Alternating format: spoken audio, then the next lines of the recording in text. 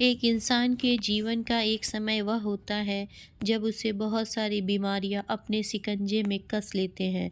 लेकिन तथागत गौतम बुद्ध का शरीर बुढ़ापे में भी बीमारियों से मुक्त था। उनकी चाल अद्भुत थी, उनके चेहरे पर एक गजब का तेज था। जब वह घंटों ध्यान में बैठे रहते थे तो उनकी रीढ़ एकदम सीधी रहती थी, वह थकते नहीं थे। रात को सोते समय जिस अवस्था में वह होते थे, सुबह उसी अवस्था में उठते थे। ऐसा प्रतीत होता था जैसे उनके जीवन में कोई कष्ट, कोई दुख, कोई रोग या कोई तनाव नहीं है। प्रत्येक शिष्य इसी तरह के जीवन की कामना करता था। एक दिन उनके एक शिष्य ने उनसे सवाल किया। उन्होंने कहा कि हे तथागत, एक भिक्षु का पूरा जीवन भिक्षा पे व्यतीत होता है। भिक्षा में उसे जो कुछ मिलता है उसी को खाकर वह अपना भरण पोषण करता है। बहुत बार तो एक भिक्षुक के शरीर की मूलभूत ज़रूरतें भी पूरी नहीं होती।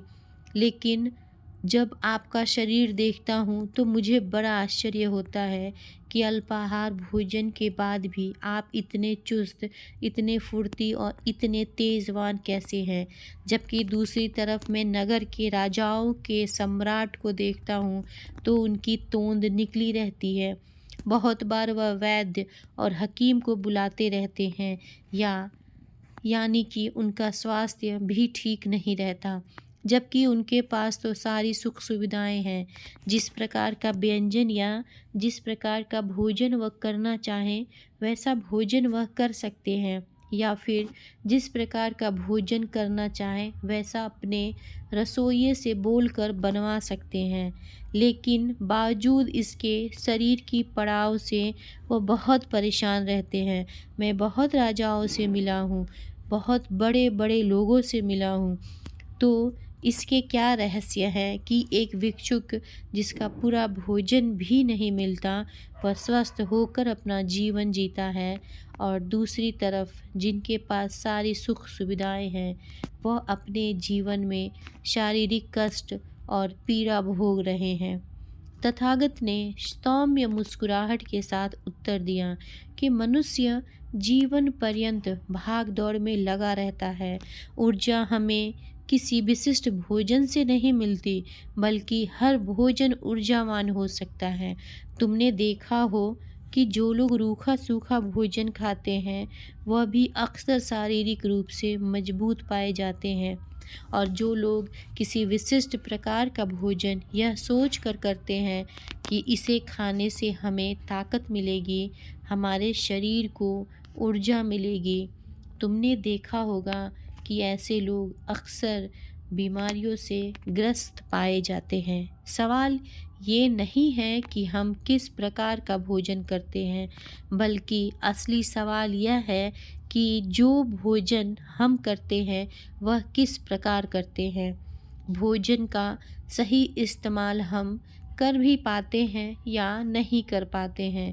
ज़रूरी होता है कि भोजन करने के नियम हमारे जीवन में अपना लिया जाए, ताकि साधारण भोजन भी हमारे शरीर को वह ऊर्जा प्रदान कर सके जो हमारे शरीर के अंगों को सुचारू रूप से चलाने के लिए आवश्यक होते हैं।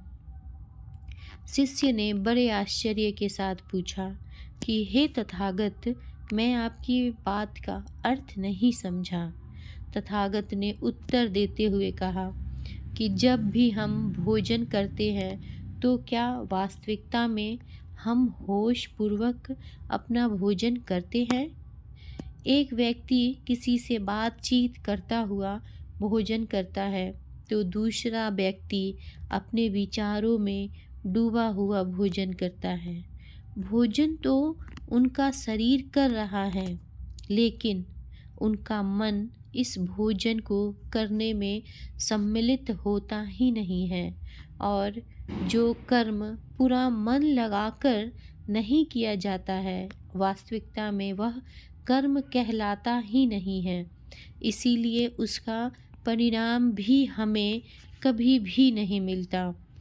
मैं तुम्हें भोजन करने के कुछ आसन और कुछ नियम बताना चाहता हूँ, जिनको अपनाकर कोई भी मनुष्य निरोगी होकर अपना जीवन सुखपूर्वक व्यतीत कर सकता है। अपने मन में भाव पैदा करना बहुत आवश्यक होता है। उनके प्रति आभार व्यक्त करने से मन में प्रेम का उदय होता है और हमारा शरीर अपने आप ग्रहणशाली बन जाता है और हमारे शरीर की बहुत सारी बीमारियों को ख़त्म कर देगा। वह है कि सूर्यास्त के बाद कभी भी भोजन नहीं करना चाहिए। रात्रि के समय भोजन करने से हमारा शरीर उस भोजन को पचाने के कार्य में लग जाता है। लेकिन अगर रात के समय हम अपने शरीर को कोई कार्य नहीं देते हैं तो यह हमारे शरीर की सभी बीमारियों को ख़त्म करने में लग जाता है।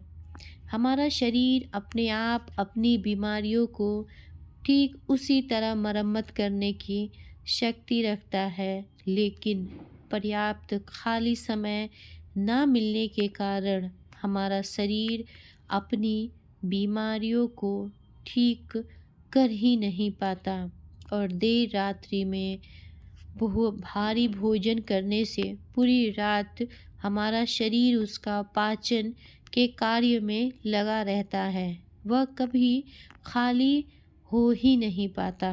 इसीलिए हमारे शरीर में जो भी बीमारियां पैदा होने लग रही हैं वह हमारा शरीर अपने आप ठीक नहीं कर पाता। सूर्यास्त के आधे घंटे बाद तक आप भोजन कर लीजिए या फिर उससे पहले भोजन को कर लीजिए, लेकिन रात्रि के समय भोजन करना शरीर के लिए हानिकारक हो सकता है। तथागत ने आगे कहा कि देखो, अच्छा भोजन वह माना गया है जो हमारे शरीर के साथ हमारे मन को भी प्रसन्न रखे। खाना खाते समय झगड़े के भाव को नहीं रखना।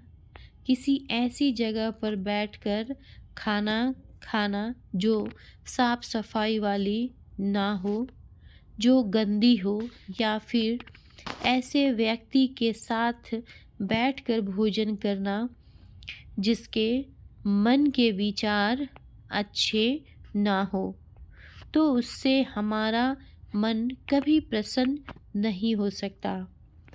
आवश्यक है कि खाना बनाते समय जो मनुष्य खाना पका रहा है उसके मन के भाव प्रेम से भरा होना बहुत आवश्यक है। अगर वह घृणा के, गुस्सा के या फिर गुस्सा के भाव से होगा तो साधारण भोजन हमेशा सुपाच्य माना गया है। इसीलिए तुमने अक्सर मुझे दाल भात खाते हुए देखा होगा, क्योंकि यह सबसे साधारण भोजन है जो बहुत ही सुपाच्य भी है और हमारे शरीर को ऊर्जा प्रदान करता है। यह भी ध्यान रखने वाली बात है कि जो खाना दूसरे जीव को प्रताड़ित करके बनाया गया है, यानी मांसाहार, उससे हमारा मन कैसे प्रसन्न हो सकता है। जिस जीव को मारते वक्त यातनाएं दी गई हों, जिसको कष्ट पहुंचाया गया हो, आखिर उसके मांस में भी तो वही गुण मिलेंगे। इसीलिए साधारण शाकाहारी भोजन हमारे शरीर के लिए सबसे उपयुक्त होता है। भोजन करने का अपना एक विशिष्ट आसन होता है। तुमने मुझे बहुत बार भोजन करते हुए देखा होगा, लेकिन हर बार मेरा भोजन करने का आसन एक ही रहता है। मेरी रीढ़ की हड्डी हमेशा सीधी रहती है। मैं शांत जमीन पर बैठकर भोजन करता हूँ, लेकिन जो लोग ज़मीन पर नहीं बैठ पाते हैं किसी कारणवश, तो उन्हें अपनी रीढ़ तो हमेशा सीधी रखनी आवश्यक होती है, क्योंकि जब खाना पेट में पहुंचता है तो जब हमारी रीढ़ सीधी होती है तो वह बड़ी आसानी से सीधा हमारे पेट में पहुंच जाता है। और अगर हमारी रीढ़ मुड़ी हुई होगी तो हमारा पेट भी सिकुड़ा हुआ होगा, जिससे कि खाना ठीक प्रकार से भोजन नली में होता हुआ हमारे पेट तक नहीं पहुंच पाता है। तथागत ने अपने जीवन का एक किस्सा सुनाते हुए उस शिष्य को बताया कि एक बार मेरे पास एक सम्राट पहुंचा। वह अपने पेट के बड़ा होने से बहुत परेशान रहता था। जब वह मेरे पास अपनी समस्या लेकर पहुंचा तो मैंने उनको बताया कि राजन, एक सम्राट के जीवन में शारीरिक मेहनत तो बहुत कम होती है, लेकिन वह भोजन बहुत अच्छा करता है। इसीलिए धीरे धीरे उसके शरीर का वजन बढ़ने लगता है, क्योंकि जब हम खाना खाते हैं तो शरीर की उतनी ऊर्जा बाहर निकलनी आवश्यक होती है, वरना तो वह ऊर्जा हमारे शरीर में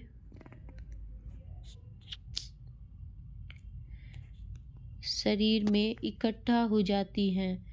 और सम्राट का पेट बहुत निकला था, तो मैंने उन्हें सलाह दी कि पहले जो भी बावर्ची आपका खाना बनाता है उसको बोलिए कि ज़्यादा मिर्च मसालों का प्रयोग न करे और ज़्यादा मिर्च मसाले वाले भोजन को ना बनाए और हल्का भोजन रखें।